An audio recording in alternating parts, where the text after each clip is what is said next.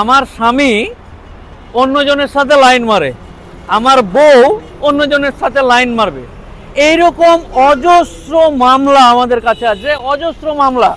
যে আমাদের কাছে এসে কোনো স্বামী এসে বলছে যে আমার বউ অন্যজনের সাথে লাইন মারে, চ্যাটিং করে। আমি যখন চাকরির জন্য বাইরে চলে যাই বা আমি কাজের জন্য যখন সারাদিন বাইরে থাকি, আর কিছু করি, মানে একজন পুরুষ তার কাজের জন্য পরিশ্রম করতে বাইরে চলে যায়, তারপরে তার বউ নাকি অন্য এলাকার কারোর সাথে ফেসবুকে পরিচয় হয়েছে, তারও কারোর সাথে বা আর কারোর সাথে বিভিন্ন রকমের ব্যাপার স্যাপারগুলো আছে, লাইন মারে।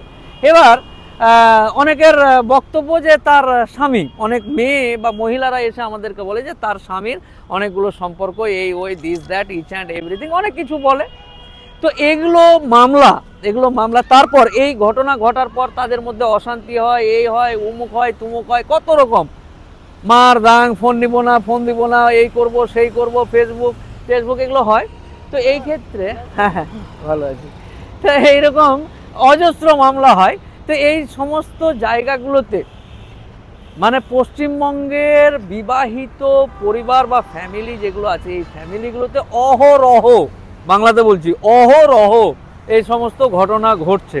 এই সমস্ত ঘটনা ঘটে মানুষ অকারণে কোর্ট কাচারি করে নিজের সুন্দর দাম্পত্য জীবনটা, বউ গিয়ে 498-এর মামলা করে দিল, অথচ যে ওর গায়ে হাত দিয়েছে, মেরেছে, মাথা ফাটিয়েছে, আর কিছু করেছে, অন্যায় করেছে, অবিচার করেছে, না তো কি ঘটনা ঘটেছে অন্য, মামলা হয়ে গেল 498। আর 498-এ 2-3 হাজার টাকা দিয়ে বেল জামিন নিয়ে স্বামী ঘুরে বেড়াচ্ছে, মামলা করেছি, যা বাপের বাড়ি চলে যাতে। স্বামী এদিকে নিজের বাড়িতে থেকেই, যেহেতু মামলা হয়েছে, মেয়ে চলে গেছে ওইখানে মায়ের বাড়িতে, আর ছেলের বাড়িতে থেকে 498-এ 2-3 হাজার টাকাতে বেল জামিন নিয়ে এসে নিজের মতো করে ঘুরে বেড়াচ্ছে।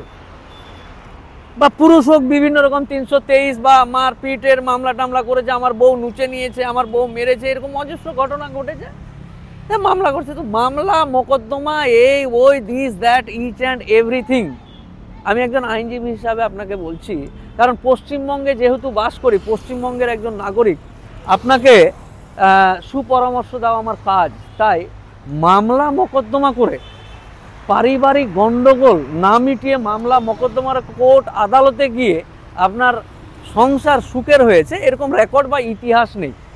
এরকম রেকর্ড বা ইতিহাস যদি আপনি খোলেন যে হ্যাঁ আমি এরকম হচ্ছিল, মামলা করেছিলাম, আমি সুখে আছি, এরকম যদি ইতিহাস বা রেকর্ড খুঁজেন, তাহলে কিন্তু আপনি খুঁজে পাবেন না। তো মামলা মোকদ্দমা করে ইগো স্যাটিসফাইড করা যায়। হ্যাঁ, তুই আমাকে বললি, আমি তোর উপর কেস করলাম, তুই আমাকে এই করলি, আমি তোর উপর কেস করলাম বা মামলা করলাম, দেখলি তো জেল খাটালাম 2 দিন, 5 দিন, 3 দিন।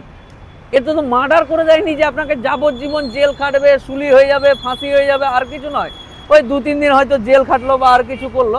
এরকম পরিস্থিতিতে মামলা হলো, সব কিছু হলো, কিন্তু ইগো স্যাটিসফাইড হলো। আমি একজন আইনজীবী হিসাবে আপনাকে বলছি যে ইগো স্যাটিসফাইড ছাড়া লাভবান কোনো দাম্পত্য জীবনের স্বামী স্ত্রী হয়নি।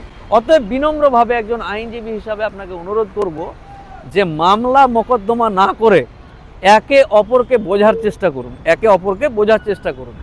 আপনার স্ত্রী কি কারণে, শিকড় অবধি পৌঁছানোর চেষ্টা করুন, শিকড় অবধি পৌঁছে সেই সমস্যার সমাধান আপনি জীবনযাপন করার চেষ্টা করুন। আমি একজন আইনজীবী হিসাবে আপনাকে পরামর্শ দিচ্ছি।